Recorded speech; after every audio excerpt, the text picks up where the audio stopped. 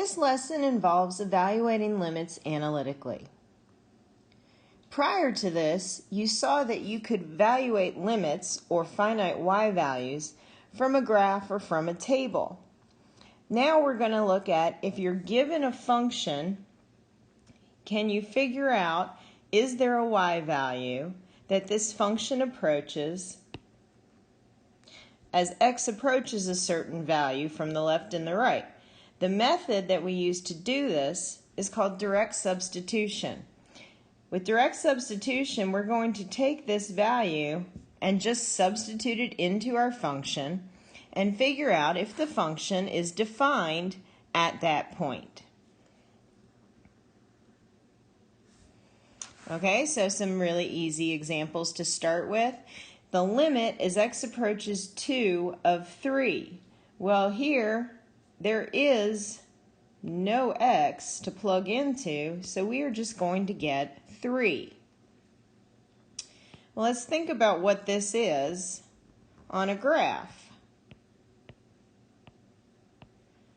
3 would be the function y equals 3. That's just a horizontal line. So as I approach 2 from the left and the right, of course I'm going to get 3 as my y value.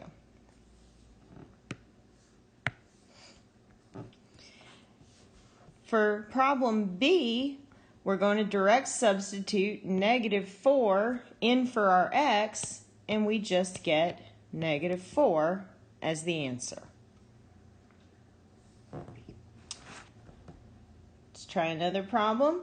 Here we're going to take 2 and substitute it into our x, and we will get 2 squared equals 4.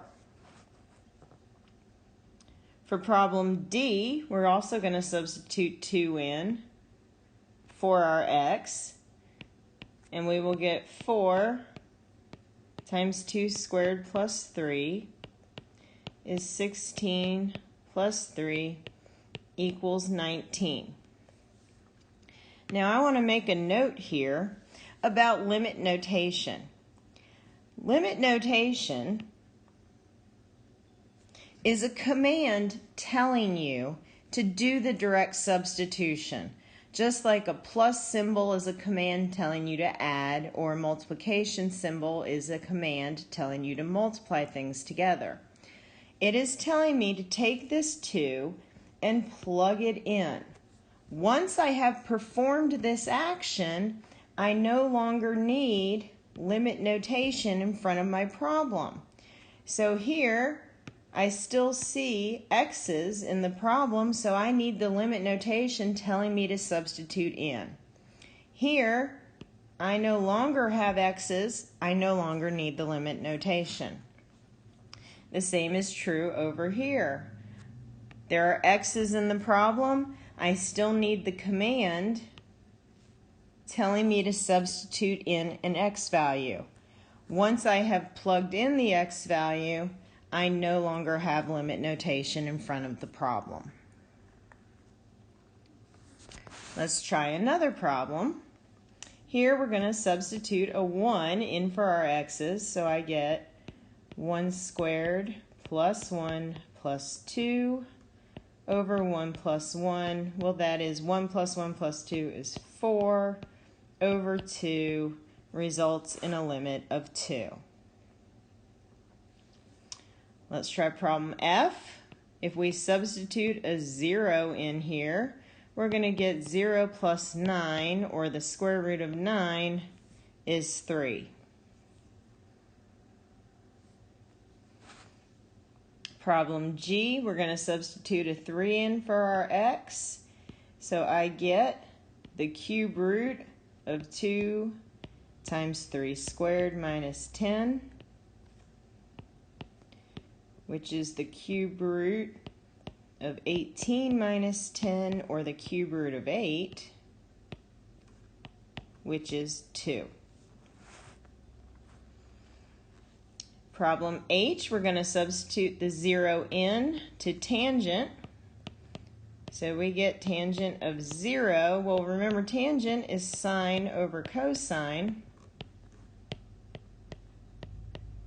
And at 0, sine is equal to 0, cosine is equal to 1, so we just get 0. Okay, in problem I, we're going to plug in the pi over 4. And remember, sine squared x is the same thing as sine of x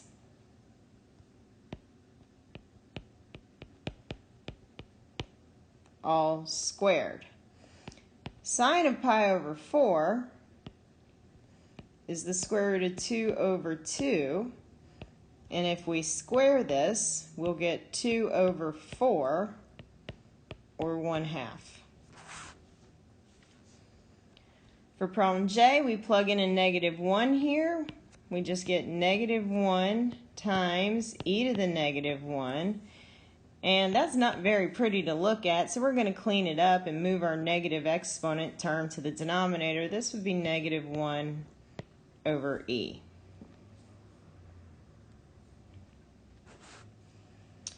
Okay, here's another problem. We're going to plug in e for our x, and I get natural log of e cubed. Now there's two different properties of logs that help me simplify this. The one I'm going to use is the power property that allows me to move the exponent to the front. And then I have 3 times the natural log of e, but the natural log of e is just 1, so I get 3. Problem L, if we substitute a 0 in here, we end up with the square root of -4. Now that's an imaginary number. It is not a number that I can find on a graph. It is not a finite y value. So in this instance, we would say that this limit does not exist, meaning there is not a finite y value that exists on the graph of this function as x approaches 0. Problem M, we substitute in our 0. I get 0 minus 9 over 0. Well, dividing by 0 we know is undefined. That also would be the slope of a vertical line or an asymptote, which means there is not one y value that we are approaching on this graph. So again, if we see a number divided by 0, this limit does not exist. Okay, and problem N, we substitute in our -3, and I get -3 squared minus 3 minus 6 over -3 plus 3 is 9 minus 3 minus 6 over -3 plus 3. And this results in 0 over 0. This is a special case. This is called an indeterminate form, and it's going to be the topic of our next video. This limit may actually exist, but we're going to have to do some manipulations to find out. So we don't know the answer to this problem yet, but we'll find that out in the next video.